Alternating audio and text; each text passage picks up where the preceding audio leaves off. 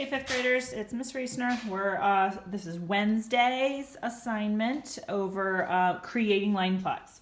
Okay, I am going to give you a basic rundown on how you do this. And we're gonna do this problem that's right in front of you. It says a fifth grade class recorded the height of each student. How could you organize the data? If all students in the class lay down on a long line, how far would it reach? Okay, so you're gonna make a line plot to show this data, okay? And so here is your data. There are 20 pieces of data. And what you do is you start with the smallest piece and you go to the biggest piece. That's your range, remember? And the smallest piece of data is 50, and the largest piece of data is 60. And what you do is you create something called a frequency table. And I've already created it, but what I did is I put all the data from this chart on a whiteboard to show what it could look like.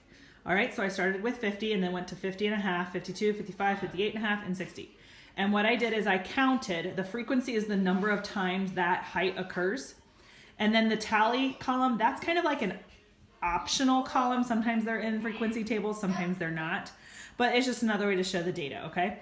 And if you add up all the frequencies, there were total 20 numbers, so I already made sure that I had them all, okay? So I literally just went through, I found the smallest piece, I found the biggest piece, I put them in order from least to greatest, and then how many of each one that we had, okay? So that's how you start when you're creating a frequency table. And then in order to make the line plot part, you have to put this data on a line plot. Now, I'm going to show you what is illegal, okay? What I'm about to show you is bad. This is not how you do this. Do you see why it's bad? The interval, the space in between each line is not the same. It has to be the same value, right? There's half an inch here, and then there's half an inch here, or an inch and a half, I'm sorry. And then we have 3 inches, and then we have 3.5 inches, right? That's illegal to do. You are not allowed to do that, okay? Here is one that I made, and I'm not done with it, obviously. But I went from 50 to 60. I went up by 2s, and then I put a hash mark in between to show like 51 and 53 and 55 and so on, okay? And so what you have to do, sorry, opening my marker, you find 50, and then you put 2 X's above it, right? Because there are 2 for 50. The biggest thing is you want your X's to be the same size, and you want to kind of line them up, okay? So 50 and a half is going to be halfway between 50 and 51. And there were 6. So you go 1, 2, 3, 4, 5, 6. And then you have 52, and we have 2 of those. So we're going to go 1, 2. And then we have 55, which 54 is going to be right here. 55, 1, 2, 3, 4, 5, 6. And you see kind of how they match up. 58 and a half would be right over here. And we're going to go 1, 2, and then 60, there are also 2. You made food for me? That's very nice of you. Now my students all get to see you in your jammies.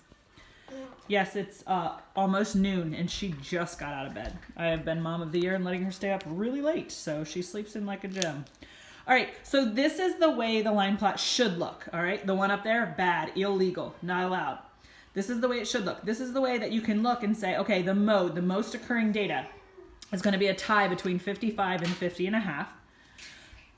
The range is from 50 to 60, right? The smallest and the largest piece of data.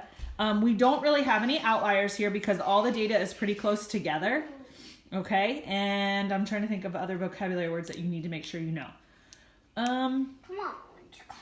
I can't think of any off the top of my head, but frequency is the number of times something occurs, okay?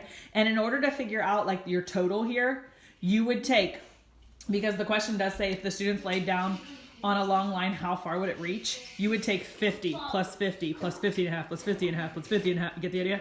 You're adding all of these numbers and you would get a very large number, which I do not know the answer to. But that is the process of taking data and making it into a line plot. If we were at school, we would probably be measuring you guys or figuring something out with you guys, and we would put all our data on the board and then create a line plot. On the homework, what is it called? Practice Buddy, you have to pick which line plot shows it the best, Remember, the practice buddy is 100% to practice. If you get confused, skip the question or ask a parent to help or email me. Nora Moeller used Google Hangout or something like that, and it's really easy to talk back and forth. So if you know how to do that, add me on that. I don't really know how to do any of that stuff. But I respond to her very quickly and easily. And she was taking pictures and we were sending things back and forth real fast. I will say I am most into schoolwork from about 9 in the morning till about 1 in the afternoon. And then I just get kind of tired. So I don't check as often after 1, but I'm here if you need me, okay? Again, I hope things are going okay. The quick check is again for a grade. Make sure you take your time and do your best on that, okay? I know I saw a lot of people do the quick check before they did the practice buddy, or you didn't even do the practice buddy last time, and that's not cool. That's what I want you to do, okay? I'm not assigning workbook pages today. So I would like for you to do the practice buddy before you do the quick check, and I would love for this all to be done on Wednesday if possible. Have a good one. Bye.